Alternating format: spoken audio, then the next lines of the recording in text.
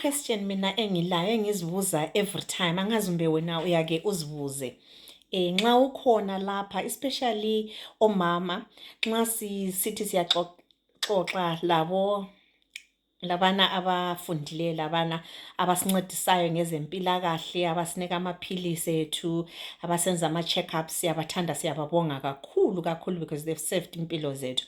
Kodwa nxa sikhuluma ngokufasta ukuthi uzukubona ukuthi into kwangikhona khangela abantu labana ngithi ogqirha babizwa kuthiwa ngogqirha kanti abantu labana obviously akazi if ever you were not happy about anything njengami kathesi angikho happy ngokuthi abaningi bayabe sithi ukufasta kuwrong ngitsho bona yeah angikho happy ngakhona lokho but at the same time I'm very much aware ukuthi ayisikuthi bayazikhulumela nje into abayicabangayo engqondweni zabantu anti bahamba esikolo this is what they are taught and whatever the syllabus or whatever i-protocol mele bayilandele kumele ifanane kumele ihambelane le system is created by the system and umuntu uyazihambela efundela ubugqirha but they are taught that way so that same information kumele bezositshela yona so this blame is not to them completely it's to the system and nxa umuntu ocabangayo ujule ngomcabango ukuthi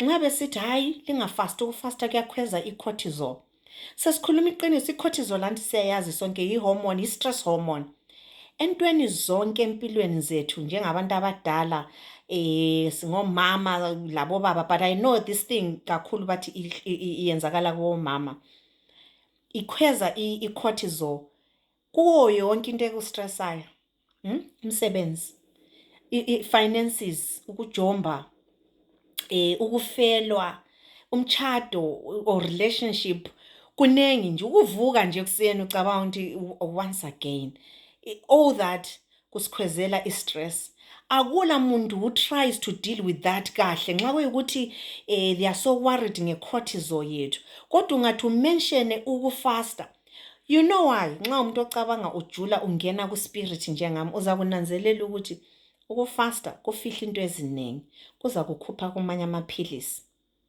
ukufasta kuzanceda ukuthi even i-food industry ingayenzi imali ngawe over nothing or over your health at the expense of your health izayenza ukuthi amanye amaphilisi not wonke amanye amaphilisi as long because of metabolic issues uzaphuma kiwo that's when everybody decides to stand up and say i-cortisol yakho kodwa ungabuya nje usithi ngile stress kumbe nginefelo kumbe umchado wami is breaking apart sathamba ubona psychologist kumbe no try not think about it kumbe nanka ama-antidepressant ushange antidepressant utshone futhi usulephilisi elitshona just think about it angitsho ukuthi ngiyazi ukuthi kulabanye abantu maybe usukuzamile kwehlulile my point is lokho sokutsheliwe lokhana hamba find out for yourself go and try it and see and when you're completely convinced ukuthi intermittent fasting does not work for you then leave it zwana I gain nothing ngokuthi wena ufaste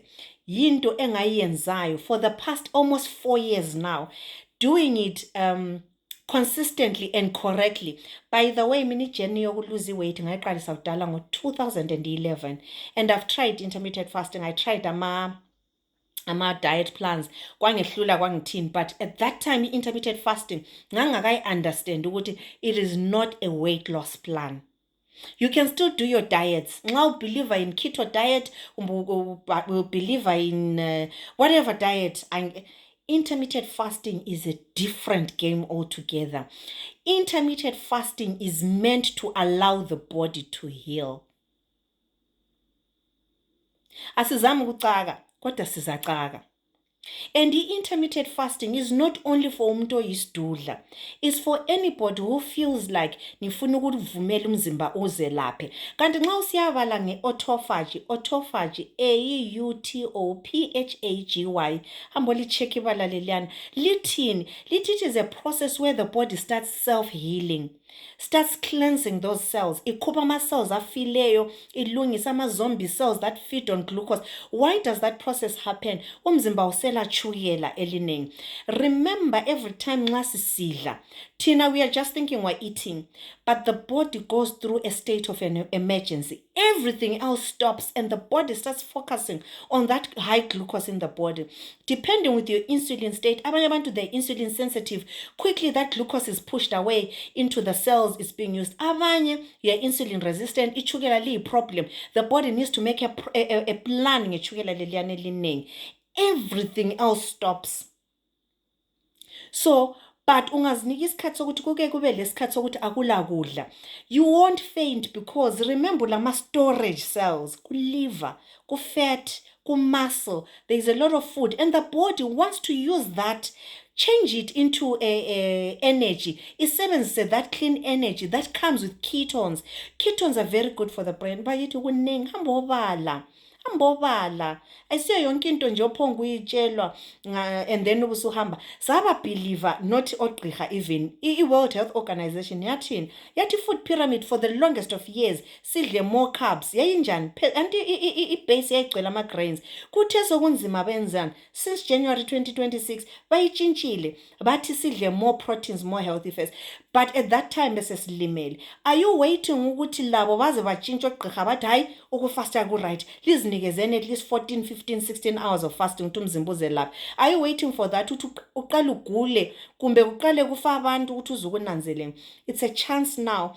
Don't take it from me. Ngicela uyobala ama-benefits of fast. And ungabali nje superficial uphonga uvula uGoogle. Remember uGoogle is just anybody. Go deeper, dive in deep. Ubusuzisebenzisa wena as an experiment. See how you feel when you do that with an open mind. Not nje mind yokuthi hayi ngizwa sengisekusithi ngifeyinde. With an open mind ukuthi lalela umzimba wakho uthini nxa ngesikhathi lesana uzinikeza isikhathi sokufasta. After all, nxa usuyisidudla kakhulu baza kunikeza injection leyana. Injection leyana ikukhupha i-appetite. Think about it. Are we not forcing in fasting? Angithi usule insulin resistance, you are too big now, maybe you're struggling with heart conditions, kumba uphefumula kuhle nxa ulala or le sleep apnea or whatever. Sesikunika ke thina leyana, yeah? Sekuhlabe. Ukwenza ukuthi nxa sekuhlaba leyana into sekuqeda i-appetite. Are we not going back to the same issue? Guys, address issue le because there is a lot of comments like udokotela wamuthe and ngingedwa ngizivuze ngithi